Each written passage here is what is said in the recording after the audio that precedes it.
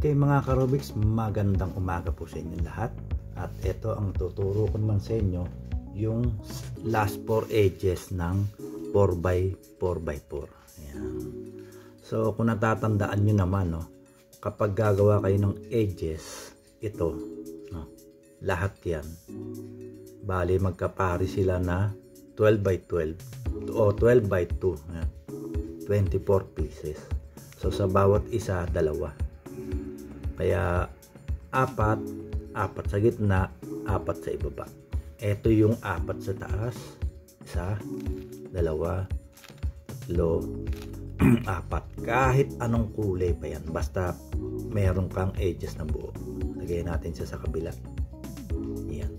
Ito naman yung nasa ilalim kanina na binaliktad lang natin yung cube. 1, 2, 3, 4. Okay. So dito kahit saan kayo dyan mag-umpisa. Kung mga andito yung ating 4 na bali-baliktad pa, hindi pa naayos. Yan kasi ang step niyan pagka gagawa ka na ng edges, no? 4 sa taas, 4 dun sa ibaba. Ang last 4 edges sa gitna, ayan. Ayan, no? Ayan. Hindi siya buo. Ngayon, paano nga ba ginagawa ito? Ayan. Okay, may magandang sample na, no? Yellow, green, green, yellow. Magka-paste sila ng green. Ayan. Ganyan, no? So, ganyan ang gagawin nyo. Magka-paste. Hindi siya po pwedeng magkaganon.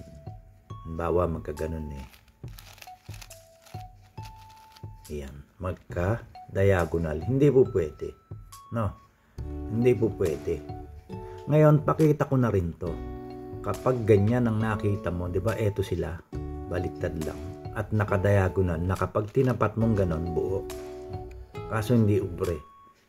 Mabobroken yung center mo. Di ba, lahat. So, balik natin. So, ang gawin mo, kapag ganyan, dapat kasi magka-face sila ng green. Ito yung green eh. So, kung ganyang sitwasyon, paano gagawin mo para magka-paste sila ng green or yellow? Kung alin gusto mo. Oh. Dito na tayo sa kabila para mas madali. Ikot mo to ng dalawa. Di ba? Pag ganyan ang tingin mo, ganyang kanto, yung kanto nito, magka-paste na sila ng green. Ayun siya. Yellow, green, yellow, green. Ayan. Tignan mo siya ng ganyan, ayun sila. No. Okay. So, isang option yan. Okay. So, gagawin na natin ngayon kung paano. Ito, kung mga kanan ako eh. No. Ito, lagay natin doon. Ayun. Ayan siya. No. Nakaganyan ka. Nung nilagay mo siya, no. Nung nilagay mo siya dyan, iganyan mo yung cube sa'yo. Di ito ngayon yung nakaharap, no? Siya ngayon yung pagbabalik-tarin natin. Ayan. At ang algorithms lang na gagamitin natin, no? Tandaan lang mabuti ito. Madali lang naman, makaka-Rubix. Hawakan mo dyan, no? Ito lang siya. R, U, R prime, F, R prime, F prime, R. Tapos back mo yung setup move. Ayun. Yun. Diba galing dito, napunta siya doon. Kaya eto siya. Magka-pair na. No? So, ibalik naman natin doon sa magkatapat. Para alam nyo. Okay. Dali lang. Okay. So, hindi na uli sila magka-pair. Ayan. Ayun. Magka-paste na lang silang ganyan. Kung ibalik natin to sa no, sa original kaninang kulay niya, no. Ayan. Ayan. Napagbaliktad na natin. Nakita niyo ba yung algorithm? Yun din yung gagamitin natin. Oh. Replay nyo lang o slow mo makikita. Pero susulat naman yan. Ilalagay naman natin dyan yan. karubits. Okay, kung ganito naman nakita nyo, heto na, magkatapat, kesa yung magkalayo. Yung magkalayo kasi mag-iikot ka ng dalawa. Dito, eto lang. Same lang din. Yung isa, ang pagkaiba lang, nalayo lang yung ito napunta ron. Ganun lang, nagkapalit lang, no? O lumayo lang. Ito naman, eto na siya. So, ganun lang din ang proseso. Ito, doon mo naman lalagay sa tapat mo. Ayan siya. Ayan. Okay? So, same algorithm. R, U, R prime, F, R prime, F prime, R. Tapos, yun yung back slice. Ayun. Slice pala yun. Back slice. Ayun. Para bumalik yung mga center mo. Then, yung edges na target mo, nag-pair na din. Okay. Yun. So, proceed tayo sa iba. Hanap tayo. Ito naman, ayan. Magkatapat na. So, same lang din. Pero, maglalagay ka ng slice o setup move. Ito. Lalagay mo doon. Yun.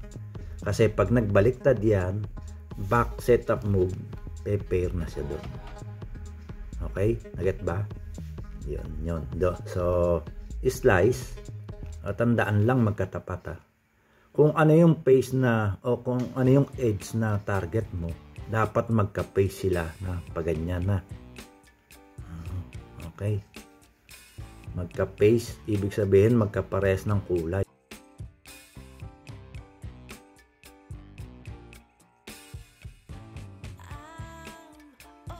Hindi naman sila po pwede magkatapat ng orange yellow. Hindi po pwede yun. Pinaklas to, tinapat na ganon. Ito binaliktad na ganon. Hindi po pwede yun. Hindi po pwede. No. So, magka-face, no? Magka-face. Kahit malayo, basta magka-face. Magkatapat. Ito, magkatapat. Then, slice. Ito na yung algorithm. R, U, R prime, F, R prime, F prime, R. Then, back setup move. Dahil pag ganun ka kanina, ngayon naman, pabalik. Ayan siya. Okay? So, lahat ng proseso, parehas. No? Ang importante, number 1, magka-pace. Ayan. Magka-pace. Kahit nandito pa siya. Number 2, slice. Yun ang mahalaga, yung slice. O setup move. Yun. Pag hindi ka naglagay niyan, halimbawa, nakalimutan mo mag-slice. Pagpaparisin mo itong dalawa, ang nagawa mo lang, algorithms, eto. R. Same algorithm. R, U, R prime, F, R prime, F prime, R. Wala kang iseset na move. Nakakalimutan mo, pinagbaliktad mo lang. Di ba? Kaya dapat balik natin sa dati, no? Ayan, balik natin, no? Magka-pace, no? Ito magka-pace na rin. Yan ang maganda rito magka-pace. Pero minsan naman baliktad yan. So, pag baliktad to, dito mo siya lalagay. No? Nakita mo naman yung sample na isa, no? Ganun lang din gagawin mo. So, slice. Number 1. Balik natin. Pwede naman dito. Ayan. Kasi kaya lang sa akin ginhawa yon dahil nga kanan ako. Kanan. No? Pwede rin naman dito to. Ayan. Pwede naman yan ang pang-slice mo. Bakit pwede? Kasi pag babaliktarin mo lang to, di ito mapupunta ron. Kaya pagbalik nun, pair din sa dun. Same lang yun. No? O sabihin na natin, kung saan ka mag-slice, eto lang na matip ko sa iyo. Hawak mong ganyan. Ito. In-slice mo naman pa ganyan. Ang harap mo, ito. Okay. Number 1. No? Number 2. Pwede naman sa taas. Pag ganon. Ito ang harap mo. Okay. So, balik natin. Bakit yun? Kasi babaliktad to. Pagbalik nun, paper doon. Okay. So, balik natin. Pakanan naman tayo ng slide. Iganon mo to. Hindi ka na pipihit. Yan na mismo. Kasi yan yung pagbabaliktarin mo. Kumbaga yung face niya, yun yung pagpapalitin mo kasi magka-face. Kung ilalim naman, di ba yun mapupunta ron. Kaya pagbalik, hayun yung dilaw eh. Ganon din dun sa kabila. Kumbaga dito, kung ano yung gusto mo. Same lang din. Basta kung nag-slice ka dito naman pa ganyan, pipihit mo pa yung clip na ganon. No? Balik tayo. Para maiikip. Kung dito naman, hindi ka na iikot. Yan na mismo. Okay. Kaya ako, ang gawa ko, kumuha kanan ako. Pag in-slice kong ganyan, tsaka dito ako nag-i-slice sa ilalim. Palagi yan. Kaya kasi unang-una, pag in-slice mo dyan, hindi ka na iikot ng cube. O hindi mo na iikot yung cube eh. Yan na mismo. Maliban na lang kung ito, baliktad dito siya lalagay. Dito ka na mag-i-slice, pero gaganong ka. Okay? Okay, so medyo maliwanag daw, no? So, slice. Then, R, U, R prime, F, R prime, F prime, R. Ayan, nakikita mo kung paano akong gumagamit ng algorithm. Pag pumipihit ka sa harap, nakaalalay lang to kasi para ginhawa mo siyang mapihit. Pero pagka nang gigil kang ganon, ang hirap iikot to. Di ba? Mahirap. Ayan, nakikita mo, nakabaon yung ano ko yun, nakaganon. Ang hirap. Alalay lang, no? Alalay lang. Then, back set of move. Ayun. Ayan. Yan lang muna ang aking tuturo. So, saka na natin buuin yan. Yan lang naman mahalaga yan. Last 4 edges. Okay, mga ka-Rubix, maraming salamat po sa inyong lahat at sa walang sawang suporta. God bless po. Bye-bye.